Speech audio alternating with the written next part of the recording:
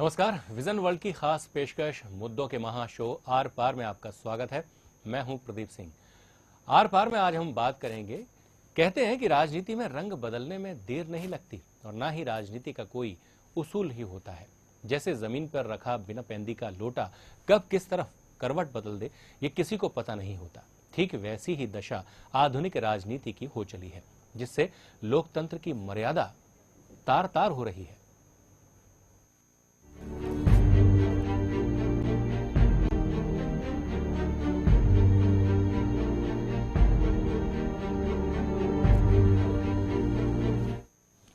मध्य प्रदेश विधानसभा के मॉनसून सत्र में अविश्वास प्रस्ताव पर सरकार द्वारा चर्चा न कराए जाने को लेकर मची कलह से विधानसभा के सदन की गरिमा भी तार-तार हो रही है।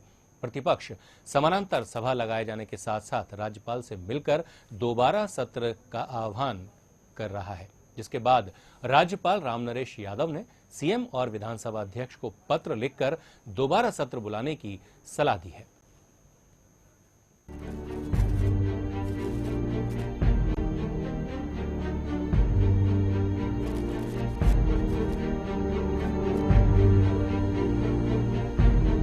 राज्यपाल और राज्य सरकार में ठनी, सदन में चर्चा से क्यों डर रही है सरकार? राज्यपाल ने लिखा सीएम को पत्र, विधानसभा का विशेष सत्र बुलाए सरकार। सत्र को लेकर पसोपेश में सरकार, विशेषज्ञों से राय के बाद देंगे जवाब। क्या लोकतंत्र में नहीं सीएम की आस्था? तानाशाह की तरह क्यों कर रहे व्यवहार? विधानसभा में बहुमत के बाद क्यों नहीं की चर्चा? क्या विधानसभा अध्यक्ष पर था सरकार का दबाव? मध्य प्रदेश विधानसभा के स्पीकर ईश्वर दास रूहानी प्रतिपक्ष के अविश्वास के प्रस्ताव पर बहस के अधिकार की रक्षा करने में असमर्थ रहे, जो स्पीकर के रूप में उनकी गंभीर असफलता है।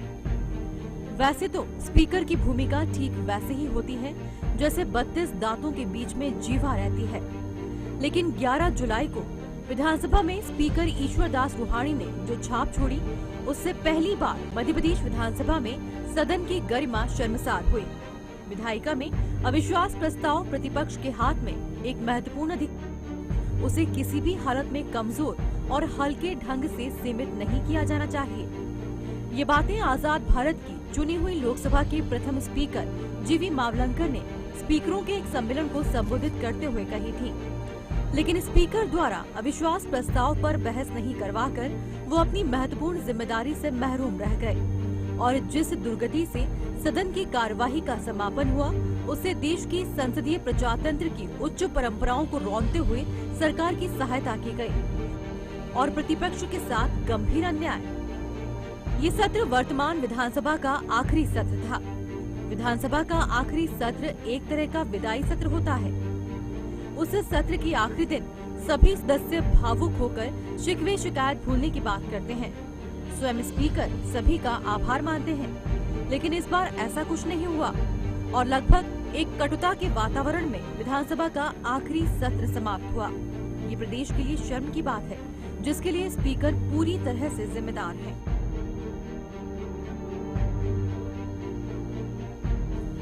विधानसभा में अविश्वास प्रस्ताव के जरिए कांग्रेस सीधे तौर पर मुख्यमंत्री शिवराज सिंह चौहान समेत उनके परिजनों पर आरोप लगाने वाली थी। इस स्थिति को टालने के लिए बीजेपी ने नई रणनीति बनाई और कांग्रेस को ही मुसीबत में डालकर उनके उपनेता चौधरी राकेश सिंह को बगावत के लिए उकसा दिया, जिसके चलते विधानसभा में हंगामा हुआ।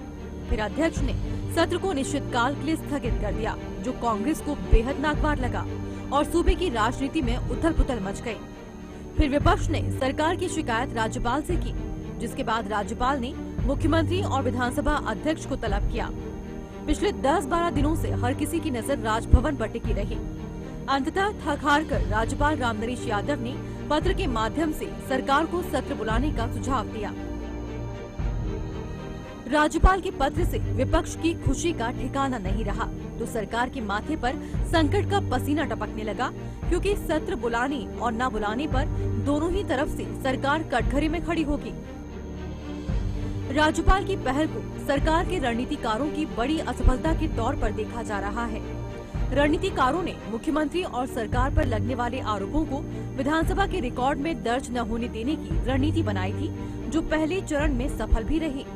मगर अब वही रणनीति सवालों के घेरे में आ गई है। ऐसे में सरकार बेहद धर्म संकट में फंसी है, क्योंकि सत्र बुलाने के लिए तैयार हो जाती है तो सदन में फिर मुख्यमंत्री और उनके परिजनों रिश्तेदारों पर आरोप लगेंगे, और नहीं बुलाती है तो विपक्ष सरकार पर राज्यपाल की अनुशंसा की अवहेलना का आरोप लगाएगा। वहीं राज्यपाल के पास लंबित अनुपूरक बजट और अन्य प्रस्ताव की मंजूरी पर भी तलवार लटकेगी।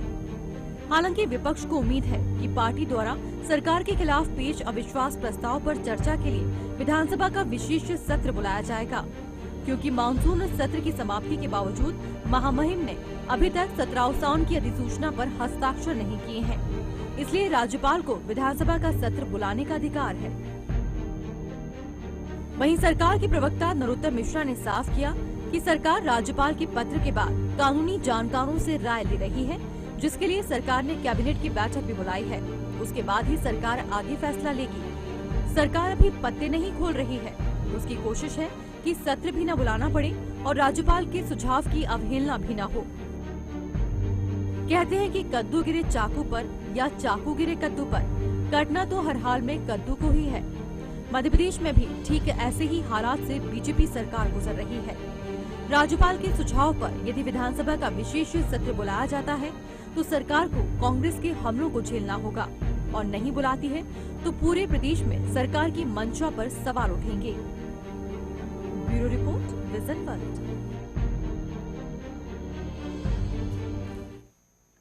जिस तरह से मध्य प्रदेश विधानसभा का 11 जुलाई को अविश्वास प्रस्ताव पर चर्चा कराए जाने को लेकर विधानसभा का सत्र बुलाया गया था, लेकिन इस पर चर्चा नहीं कराई गई, क्योंकि तमाम आरोपों से घिरी हुई थी भाजपा सरकार, और इसी से बचने की कोशिश में फिलहाल सफल होती उस समय दिखाई दी थी। लेकिन अब जिस तरह से राज्यपाल ने ये बात कही है, राज्यपाल ने सुझाव दिया है, तमाम चिंतन मंथन के बाद भाजपा सरकार अब इस फसोपेश की स्थिति में है कि आगे करें तो क्या करें।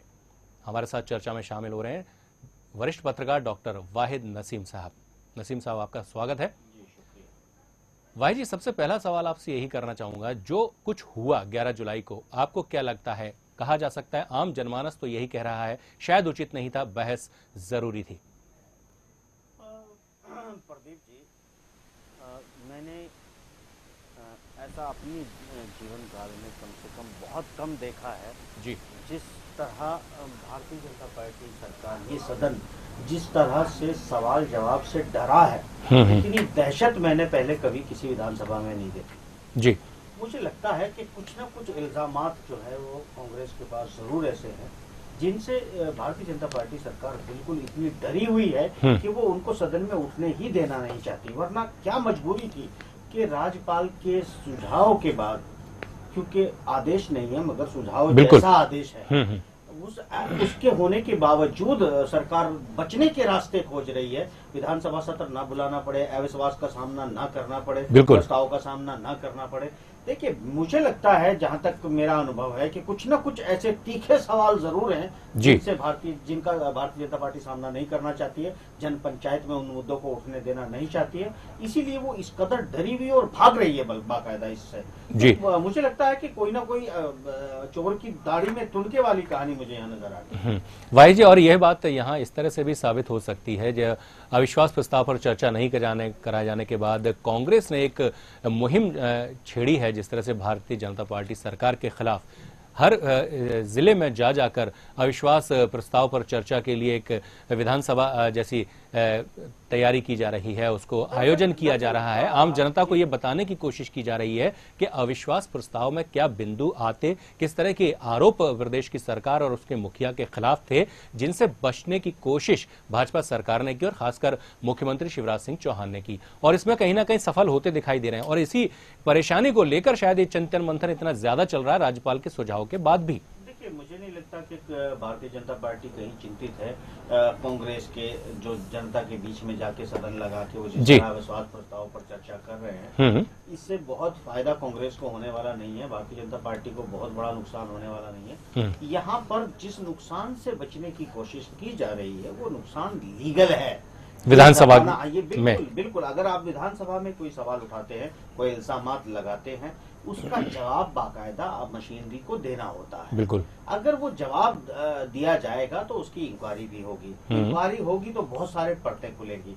जैसे हाल ही के दिनों में बहुत सारे भ्रष्टाचार सामने आ रहे हैं, कहीं खनन माफिया से बिल्कुल, अभी रिसेंट जो मैटर चल रहा है इस तरह के बहुत सारे मामलात हैं जो विधानसभा में उठने वाले थे जी, जिन्हें मैं जानता हूँ। वो सवालात इतने तीखे हैं कि कुछ चीजें पूरी तरह से तहस नहस हो जाएंगी, वो जांच के दायरे में आ जाएंगी और जांच होगी तो सरकार चाहे आगे आने वाली किसी की भी हो, जो सवालात उठेंगे वो जांच के दायरे में आ जाएंगे और वो काफी खतरनाक लगते हैं।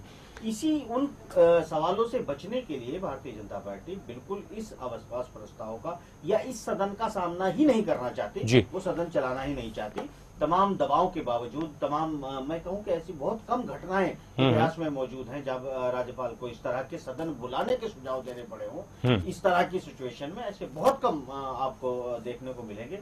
अगर इतने बड़े इकदाम के बाद भी भारतीय जनता पार्टी सरकार बचना चाहती है तो जरूर इसके पीछे कोई गहरा राज और गहरी दहशत मौजूद है। बिल्कुल भाई जी, अगर हम एक दूसरे पहलू की बात करें, जिस तरह से भारतीय जनता पार्टी ये आरोप लगा रही है, सरकार ये आरोप लगा रही है कि राज्यपाल जो हैं उनको न्याय के जिस तरह से वो कांग्रेस का फेवर कर रही है, कांग्रेस की जो चीफ हैं कहना चाहिए सोनिया गांधी से उन्होंने दिल्ली में मुलाकात की और तमाम वरिष्ठ नेताओं से चिंतन मंथन करके उनकी सलाह मशवरा के बाद मध्य प्रदेश की जो सरकार है उसके खिलाफ एक बार फिर से अविश्वास प्रस्ताव के संदर्भ में विधानसभा सत्र चलाए जाने का जो सुझाव उन्होंने दिया है उसको लेकर वो मुखालफत करती दिखाई दे रही है। क्या लगता है आपको, इस तरह से अगर तेवर अपनाती है बीजेपी राज्यपाल के खिलाफ तो उसको कहीं ना कहीं नुकसान भी हो सकता है? देखिए, मुझे लगता है कि जो नुकसान इस वक्त जो है वोट का होने वाला है जी, जो नुकसान अभी रेपुटेशन का होने वाला है, मुझे ऐसा लगता है कि जो अविश्वास प्रस्ताव में जो मुद्दे उठाए जाने हैं वो नुकसान इन नुकसानों से कहीं बड़ा है। बिल्कुल, इसीलिए इतनी दहशत। देखिए, फैसला कब करता है इंसान, कैसे फैसला करना होता है। हर इंसान अपने नफे नुकसान को तोलता है कि मेरा इसमें ज्यादा नुकसान है कि उसमें ज्यादा नुकसान है। अगर हम वोटों का नुकसान होने देना चाहते हैं, रेपुटेशन का नुकसान होने देना चाहते हैं और फिर भी सदन में सामना नहीं, जन पंचायत में सवालों का सामना नहीं करना चाहते हैं, इसका मतलब वो कहीं ना कहीं बहुत तीखे, बहुत ही खतरनाक सवालात हैं जिनसे हम बचना चाहते हैं। ये अब मेरा आकलन है जो मुझे लगता है। अब ऐसी स्थिति में जब भारतीय जनता पार्टी की सरकार पर, खासकर मध्य प्रदेश के मुख्यमंत्री शिवराज सिंह चौहान पर, जो कि अभी रिसेंटली जन आशीर्वाद यात्रा पर निकल रहे हैं, पूरे प्रदेश में जनता का आशीर्वाद लेने निकल रहे हैं, ऐसी स्थिति में जब फिर से विधानसभा सत्र अगर उनको बुलाना पड़ता है कहीं ना कहीं उनकी किरकिरी होती दिखाई देने लगी है। इसी का डर कहीं ना कहीं एक लंबा समय ले रहा है। राज्यपाल के सुझाव पत्र के बाद अभी भी अटकलें चल रही हैं कि क्या किया जाए, क्या न किया जाए। क्या लगता है आपको? दरअसल मुझे लगता है कि इस मुद्दे पे हम चर्चा लगातार कर ही रहे हैं कि सरकार बिल्कुल सवालों से ही बचना चाहती है। अब देखिए, आप ये चुनाव समर शुरू हो चुका है। अब हर पॉलिटिशियन मार्केट में उतर चुका है, बाजार में उतर चुका है अपने वोटर को लुभाने के लिए। ऐसी कंडीशन में 10 बातें और अखबारों में, मीडिया में चर्चा में आए जो सदन में उठे, हर रोज नए खुलासे हो सकते हैं। अब ये है कि वो खुलासे तो ऑब्वियसली जब उनको उठाया जाएगा तो खुलासों का जिक्र तो होगा और जिक्र होगा। देखिए, जनपंचायत में आज भारत की राजनीतिक स्थिति ऐसी है कि आप जनता के बीच में हर नेता एक दूसरे अपने प्रतिद्वंदी पे बड़े खुले तौर पर आरोप लगाता है जिनमें का उसके पास न कोई सबूत होता है, न कोई तथ्य होता है, न कोई वजूद होता है। उसके बाद भी वो लगातार उस पर सवालात उठाता है।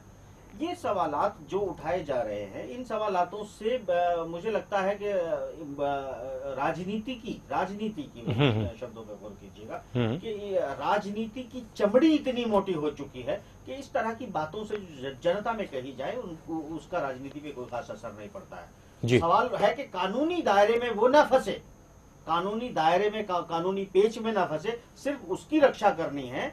वरना जनता के बीच में, जनता बहुत भोली है, भारत की पूरी राजनीति समझ चुकी है कि इसको बेवकूफ बनाना बहुत आसान है। आप इनको कोई भी बात कहिए, आप 8000 घोषणा कीजिए, चाहे 8 पे भी अमल कीजिए कि नहीं कीजिए, इसकी कोई फर्क नहीं। घोषणाएं करते आप घोषणाएं कर दीजिए, वो मीडिया कवरेज हो जाएगी, तो उसके बाद जो है आप उसको जनता तक कुछ लोग मानेंगे, चलो मुझे नहीं पता, उसे पता होगा, उसे नहीं पता है, उसे खबर होगी।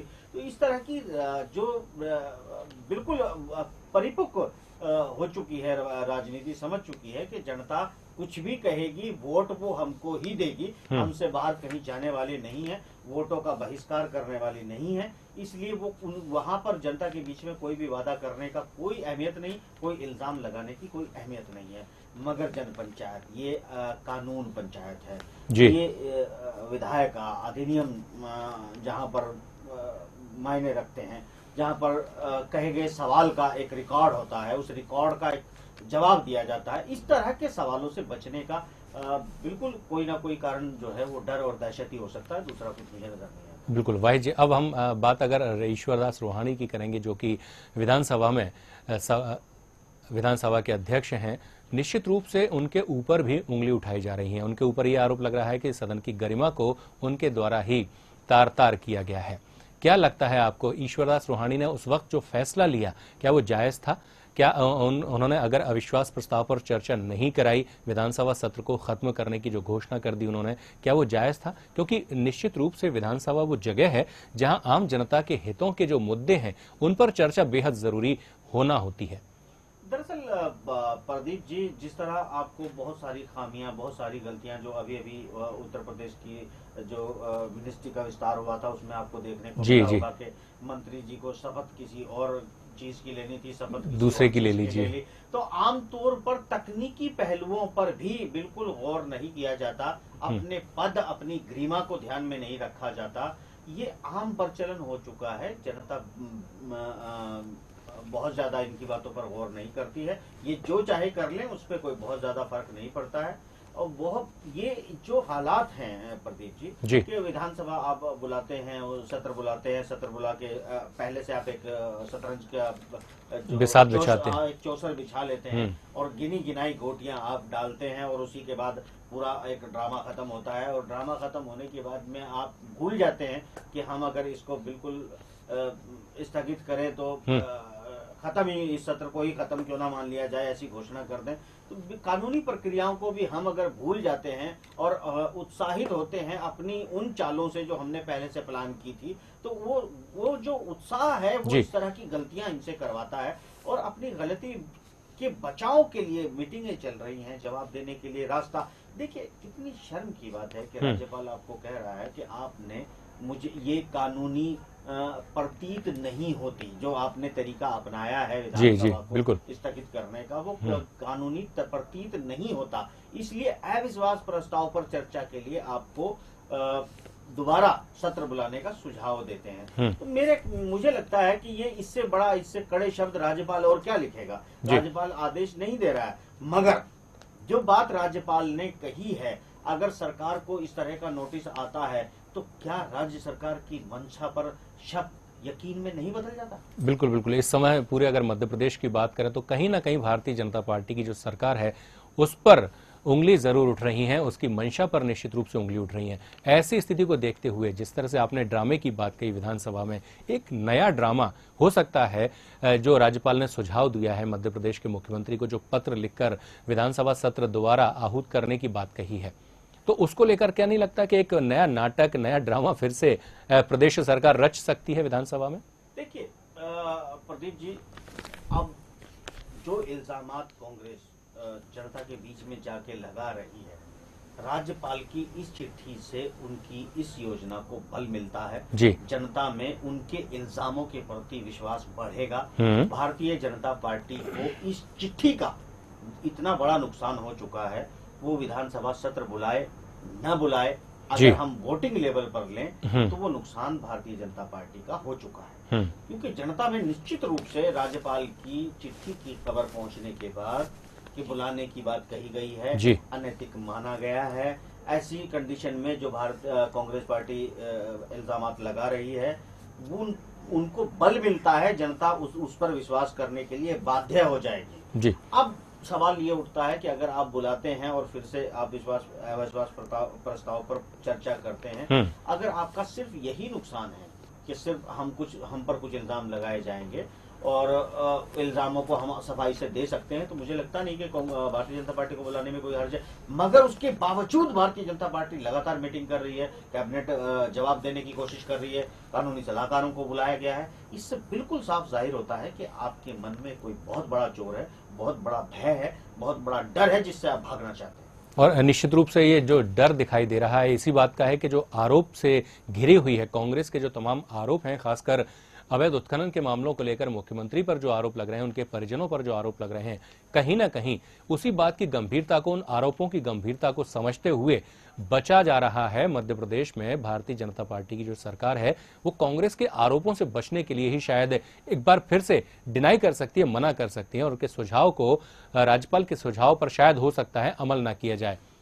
अगर प्रदीप जी इन सुझाव पर जो सुझाव पत्र, वाही जी, यहाँ मैं आपको रोकना चाहूंगा। हमारे साथ इस वक्त जुड़ रहे हैं कांग्रेस के वरिष्ठ नेता भगवान सिंह राजपूत। भगवान जी, आपका स्वागत है।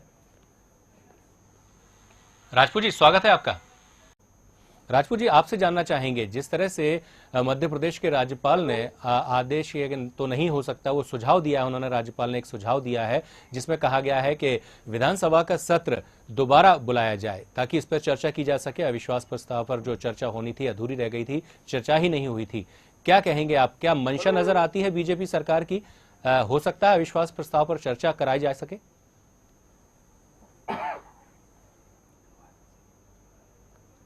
राजपूत जी, क्या लगता है आपको, भाजपा सरकार जो है वो अविश्वास प्रस्ताव पर चर्चा करा सकती है? विधानसभा का सत्र दोबारा लगाया जा सकता है? चलिए, फिलहाल भगवान सिंह राजपूत से हम दोबारा जुड़ने की कोशिश करेंगे, उनका नजरिया जानने की कोशिश करेंगे, लेकिन हाल फिलहाल जो नजर आ रहा है यही दिखाई दे रहा है कि बीजेपी सरकार जो है बचने की पूरी कोशिश में जुटी हुई है। 3 से 4 दिन हो चुके हैं राज्यपाल के सुझाव पत्र के बाद उस पर चिंतन किया जा रहा है, कानूनी जानकारों की राय ली जा रही है। संसदीय कार्य मंत्री जो है नरोत्तम मिश्रा, वो हर तरफ भागदौड़ कर रहे हैं। वह साफ नजर आ रहा है कि कहीं ना कहीं इस बात को लेकर ज्यादा परेशानी में है कि अगर विधानसभा सत्र लगाया जाता है तो आम जनता के बीच मीडिया के द्वारा तमाम ऐसी बातें सामने जाएंगी जिन पर आरोप लगते रहे हैं प्रदेश के मुखिया के ऊपर, और इन्हीं आरोपों से बचने के लिए पहले वो अविश्वास प्रस्ताव पर अपने आप को साफ साफ बचा ले गए, अविश्वास प्रस्ताव पर चर्चा ही नहीं की। वाही जी, क्या लगता है, आने वाले समय में अगर मान लिया जाए कि अविश्वास प्रस्ताव पर चर्चा के लिए राजी हो जाती है तो ऐसे कौन से बिंदु हो सकते हैं जिनको लेकर बीजेपी स्पष्ट रूप से कह दे कि इन्हीं बिंदुओं पर चर्चा की जाएगी? क्योंकि अभी भी कहीं ना कहीं गेंद जो है वो बीजेपी सरकार के ही पाले में है। अविश्वास प्रस्ताव जब लाया जाता है तो अविश्वास प्रस्ताव के अपने बिंदु होते हैं, आप ये तय नहीं कर। भाई जी, हमारे साथ एक बार फिर से भगवान सिंह राजपूत जुड़ रहे हैं, वरिष्ठ कांग्रेसी नेता हैं। राजपूत साहब, हम आपसे जानना चाहेंगे कि आपको लगता है कि बीजेपी सरकार जो है वो अविश्वास प्रस्ताव पर चर्चा के लिए विधानसभा का सत्र दोबारा लगाएगी? देखिए, लोकतंत्र में जो लोग विश्वास करते हैं, यदि विश्वास होता उनका जी तो 11 तारीख को ही वो स्थिति निर्मित नहीं होती जी। अब लेकिन चूंकि हमारे संविधान के जो मुखिया का हैं जी, राज्यपाल महोदय ने उन्हें सुझाव दिया है कि फिर से बुलाया जाए जी, तो मुझे तो नहीं लगता कि जो आदमी पहले फेस नहीं कर पाया हो तो अब वो क्या सत्र बुलाएगा, उसमें तो उनकी कहीं की भी नहीं रहेगी, दोनों तरफ से उनकी नाक नीची हो जाएगी। यही भाई जी, संविधान में, नियमों में, कानून कायदे में, भारतीय स्वस्थ परंपराओं में विश्वास रखते हैं जी, ऐसे लोग अब नहीं है, और आने वाले समय में ऐसे लोगों को जनता पाठ पढ़ाएगी।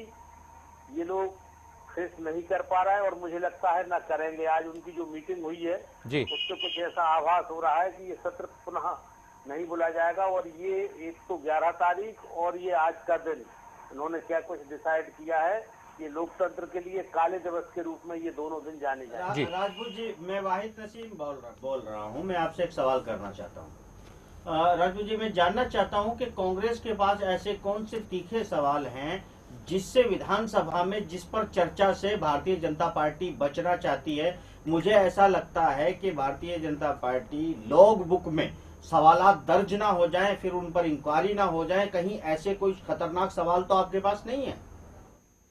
सवाल जो थे, जो मुद्दे थे वो वहाँ पर रख दिए जाते हैं। अब वो उनको सिर्फ लोकसभा विधानसभा की प्रोसीडिंग में वो सारी चीजें ना आ पाए। जी, मैं भी वही कह रहा हूँ। जो भी आरोप लगाए जा रहे हैं की प्रोसीडिंग में कुछ ऐसे सवालात आपके पास थे क्या जो प्रोसीडिंग में आने के बाद निश्चित रूप से उनके जवाब दर्ज होते हैं? ऐसी कंडीशन में बहुत सारी इंक्वायरियां बैठ जाती हैं, तो कुछ इस तरह के सवालों से बचना चाहती है क्या सरकार?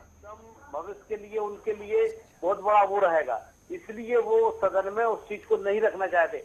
आरोप तो इतने बड़े थे कि वो उसको फेस नहीं करना चाह रहे थे, इसलिए सदन में उन्होंने अविश्वास को नहीं आने दिया और एक बहाना बना करके और उसको मतलब सदन को अनिश्चितकाल के लिए स्थगित कर दिया। चलिए भगवान सिंह जी, आपका बहुत बहुत शुक्रिया हमसे जुड़ने के लिए।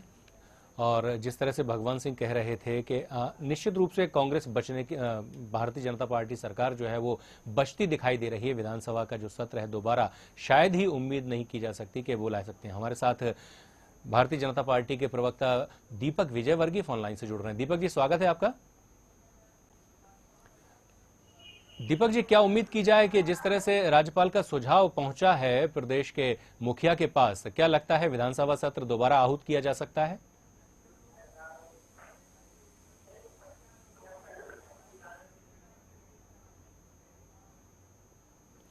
और जिस तरह से उम्मीद नहीं की जा रही है, हाल फिलहाल तो यही लग रहा है कि जिस तरह से भगवान सिंह राजपूत वाहिद जी कह रहे थे कि मुश्किल है, क्योंकि अगर करना ही होता, विश्वास प्रस्ताव पर चर्चा करनी होती तो निश्चित रूप से 11 जुलाई को ही सब कुछ हो जाता। काला दिवस के रूप में मना लिया गया भारतीय जनता पार्टी के द्वारा, इसको क्या कहेंगे? देखिए, ये काला दिवस, सफेद दिवस, इस तरह से ये कांग्रेस के आरोप है। का नाम देना वो अलग बात है। मेरी चिंता सिर्फ इतनी सी है कि हम जिस जन पंचायत को, जिस लोकतंत्र की हम बात करते हैं, जिस जनतंत्र की हम बात करते हैं, आज हम उसका बिल्कुल इस तरह से मजाक उड़ा रहे हैं कि हम जनता की अदालत को, जनता की पंचायत को, जनता को ही सुनने नहीं देना चाहते हैं। तो ऐसे लोगों को राजनीतिक भाई जी, आपको रोकना चाहूंगा। दीपक विजयवर्गीय हमारे साथ सीधे जुड़ रहे हैं, जो भारतीय जनता पार्टी के प्रदेश प्रवक्ता हैं। दीपक जी, आपसे जानना चाहेंगे, क्या उम्मीद की जा सकती है कि जनहित के मुद्दों पर चर्चा हो सके? कांग्रेस जो आरोप लगा रही है उस पर सफाई दे सके विधानसभा में बीजेपी? देखिए, जनहित के मुद्दों पर चर्चा करने के लिए विधानसभा है जी, और मध्य प्रदेश में पिछले 5 सालों में 36 सत्र हुए हैं विधानसभा के जी। जनहित के कितने मुद्दों को कांग्रेस ने रखा है जी, और कितने मुद्दों पर चर्चा की है, ये कांग्रेस जी से पूछिए जी। लेकिन उनका कहना है कि जो ऐसी दीपक जी, मैं वाहिद नसीब बात कर रहा हूँ, ऐसी क्या मजबूरी है कि विधानसभा सत्र से आप चर्चा से क्यों बचना चाहते हैं? क्यों बुला नहीं लेते सत्र को? आपका क्या हर्ज हो जाएगा? दीपक जी, आवाज सुन पा रहे हैं आप? हाँ, आवाज आ रही है मुझे। दीपक जी, जिस तरह से वाहिद जी पूछ रहे हैं कि आखिर क्यों अविश्वास प्रस्ताव पर चर्चा से बच रही है बीजेपी? अविश्वास पर चर्चा से क्यों बचेगी बीजेपी जी? कांग्रेस पार्टी को हर मौका मिला है सत्र में अपनी बात रखने का। एक आखिरी मौका दिया। आपसी हुड़दंग, आपसी लड़ाई झगड़ा और विधानसभा ना चलने देने की प्रवृत्ति, ये सारी जो है कांग्रेस का असंतोष की जड़ है। कांग्रेस पार्टी का एक नेता दूसरे को बर्दाश्त करने को तैयार नहीं है, दूसरा नेता तीसरे को बर्दाश्त करने को नहीं है। कांग्रेस नहीं, उनकी अंदरूनी लड़ाई। विधानसभा के 36 सत्र। दीपक जी, आपकी बात सही है, उनके घर में झगड़ा है, वो आपस में एक दूसरे पे विश्वास नहीं कर रहे हैं, मगर आप पर जिन बिंदुओं पर, जिन पहलुओं पर कांग्रेस सदन में चर्चा करना चाहती है, उससे आप क्यों बचना चाहते हैं?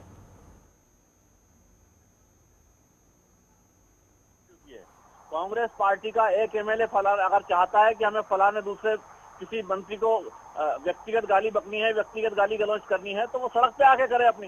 विधानसभा इस काम के लिए नहीं है। सही बात है, और ये इससे मैं सहमत हूँ, गाली गलौज की जगह सदन नहीं है। बात यहाँ चर्चा की हो रही है। अगर कोई ना कोई तकनीकी कमी रही है, तभी राज्यपाल ने आपको सुझाव दिया है कि आपको विधानसभा सत्र दोबारा से बुलाना चाहिए। देखिए, पहली बात तो ये है कि मंत्रिपरिषद के सुझाव पर, मंत्रिपरिषद की सलाह पर राज्यपाल काम करता है। राज्यपाल की सलाह पर मंत्रिपरिषद काम नहीं करती है। बिल्कुल सही बात। अब राज्यपाल जी ने सुझाव तो मंत्रिपरिषद उस पर विचार कर लेगी जी। लेकिन ये जिस तरह का कदम राज्यपाल जी ने उठाया है, ये अभूतपूर्व तरीके का है। मैंने भी यही कहा है अपनी बातचीत में दीपक जी कि यह अभूतपूर्व है कि राज्यपाल को कभी किसी सरकार को ये सुझाव देना पड़ा हो कि आप इस पर चर्चा कीजिए और दोबारा सदन बुलाइए। राज्यपाल जी को ऐसा सुझाव देने की कतई जरूरत नहीं थी। जी, लेकिन अब जब सुझाव में जो कुछ है विधानसभा अध्यक्ष के क्षेत्राधिकार में है। जी दीपक जी, अब जिस तरह से राज्यपाल ने सुझाव दिया है, निश्चित रूप से आम जनमानस भी यही चाहता है कि उससे जुड़े हुए जो मुद्दे हैं, अगर कांग्रेस आरोप लगा रही है तो कहीं ना कहीं उसमें प्रदेश की जनता का भी बात है। तो ऐसे मुद्दों पर एक बार आखिरी मौका कांग्रेस को क्यों नहीं दिया जा रहा है? आखिरी बार चर्चा क्यों नहीं करा ली जा रही है? इसके बाद तो प्रदेश में दूसरी सरकार आ सकती है। 36 मौके दिए जा चुके कांग्रेस को, आखिरी मौका क्यों नहीं? 36 मौके दिए जा चुके हैं। मान लीजिए हमने मान लिया कि उनको 36 मौके दिए जा चुके। आपने मौके तभी दिए होंगे जब सदन चला होगा, और सदन आपने अलग से नहीं बुलाया होगा कांग्रेस को मौका देने के लिए। सदन तो आप जो है, आपकी हर 6 महीने बाद आपकी जिम्मेदारी बनती है, आपकी सरकार की जिम्मेदारी बनती है कि सदन आप बुलाए, सदन में चर्चा करें, जो सरकार के काम है उनको आप पास कराएं, उन पर चर्चा कराएं। ये हमारे सहयोगी जो आपसे कह रहे थे दीपक जी, वो ये कहना चाह रहे थे कि अगर आप बिल्कुल साफ हैं, आप क्लीन हैं, आपको कोई खतरा ही नहीं है, आपकी सरकार तो क्लीन है, आपको एक आखिरी मौका देने में आपका हर्ज क्या है? अरे सवाल ये है कि कांग्रेस कोई मजाक समझ रही है विधानसभा को। वर्षाकालीन सत्र हो चुका है। लेकिन जिस तरह से राज्यपाल ने कहा है कि आपने चिट्ठी पढ़ी होगी, मैंने वो चिट्ठी देखी है जिसमें लिखा है कि कानूनी जी आपका रिटिन रूप में आप पर उंगली उठाई जा रही है राज्यपाल द्वारा।